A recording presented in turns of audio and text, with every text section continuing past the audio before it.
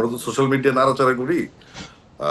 তো আমরা জানি আসলে কি হচ্ছে, কি কোথাকার কোন কে কি বললো, তা কিন্তু আমার কিছু ক্যারিয়ার যায় আসে না, কারণ আমার একটা ইতিহাস আছে, যেটা পড়াশোনা যদি শিখে থাকে বা কোনো রকম জ্ঞান অর্জন করার কোনো মানসিকতা থাকে বা কারো সম্বন্ধে স্টাডি করতে হয়, সেই ধরনের নলেজ থাকলে বা আগ্রহ থাকলে কারো সম্বন্ধে কথা বলার আগে জেনে কথা বলার মতো সাহস, শক্তি এবং শিক্ষা থাকলে ডেফিনেটলি সে জেনেই কথা বলবে।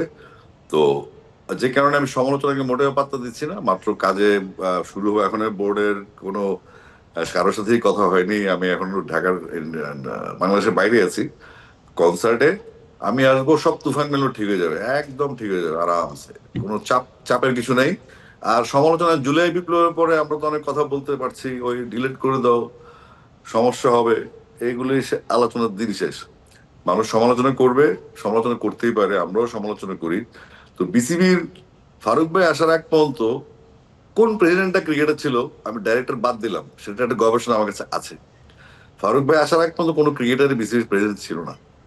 তো হুম, সুতরাং যারা সমালোচনা করে তাদের জ্ঞানের সীমাবদ্ধতা থাকতেই পারে, কিন্তু তাদের শিখার যে আগ্রহ নাই, সেটা একটা দুর্ভাগ্যজনক বিষয়, যে তারা শিখতেও চায় না, তারা এক ধরনের পাহাড় টানাটা শুরু করছে আর কি। যাই হোক, এটা নিয়ে মোটেও ভাবিত না। কারণ হচ্ছে আমার যেখানে আমি আসছি সেখানে বুঝে শুনে আসছি, নাহলে আমি আমাদের দায়িত্ব নেওয়ার প্ল্যান না।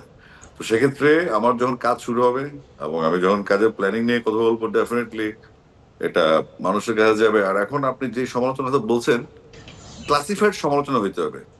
কোন ক্লাসের থেকে সমালোচনাটা আসছে? একটা টুপাস ছেলে সমালোচনা করছে, নাকি একজন বোদ্ধা সমালোচনা করছে? একটা টোকাই সমালোচনা করছে, নাকি একটা বি গ্রেড আর্টিস্ট সমালোচনা করছে, নাকি একজন ক্রিকেট বিশ্লেষক সমালোচনা করছে যে আমার সম্বন্ধে জানে বা জানে না? দুইটা অপশন।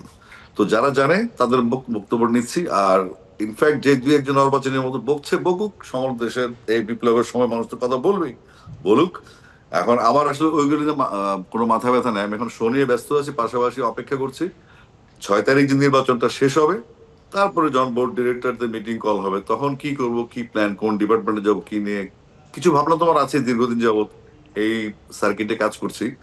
তো ডেফিনেটলি সমালোচনা নিয়ে মোটেও ভাবিত না, এগুলো বহু হয়েছে আমার সাথে। কিন্তু শেষ পর্যন্ত আমি রয়ে গিয়ে সমালোচক মারা গেছে বা পালাই গেছে।